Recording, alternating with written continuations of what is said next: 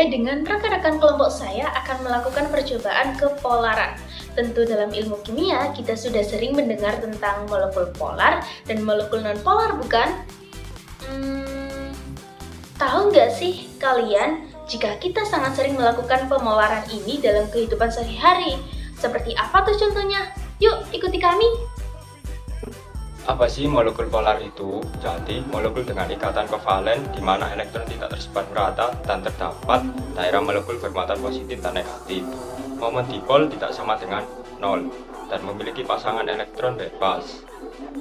Apa sih molekul nonpolar itu? Jadi, molekul dengan ikatan kovalen di mana elektron tersebar merata pada molekulnya sehingga memiliki momen dipol sama dengan O, berbentuk molekul simetris dan tidak memiliki pasangan elektron bebas. Jadi, di percobaan kali ini kami akan membandingkan mencuci wadah yang berminyak dengan sabun maupun tidak menggunakan sabun. Kira-kira perbedaannya apa ya?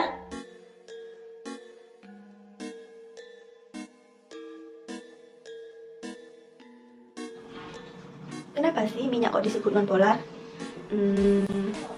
Nah, minyak mempunyai karakter yang bersifat nonpolar, sehingga yang sesuai yaitu pelarut organik nonpolar.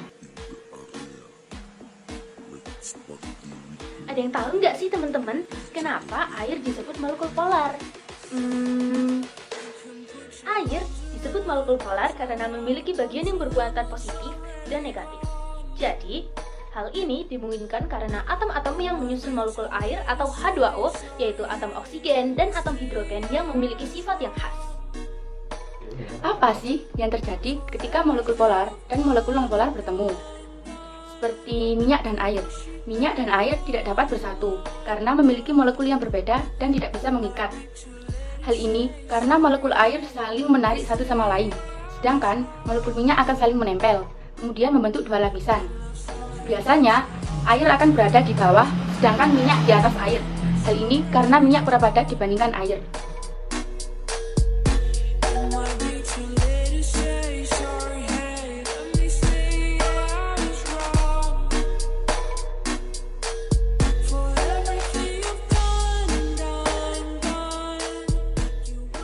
Kira-kira kenapa ya air, sabun, dan minyak bisa bersatu? Karena sabun memiliki dua bagian, pada sisi ini disebut polar dan pada sisi ini disebut nonpolar. Pada sisi polar mengikat molekul air dan pada sisi nonpolar mengikat minyak. Jadi sabun dapat mengangkat minyak dan air secara bersamaan. Jadi bersih deh. Kesimpulan dari percobaan ini yaitu pada percobaan pertama, air dan minyak ketika bertemu tidak akan bisa menyatu, dan pada percobaan kedua, air, minyak ditambahkan sabun cuci piring maka akan menyatu. Karena apa? Karena sabun cuci piring memiliki dua bagian, yaitu bagian polar dan bagian nonpolar.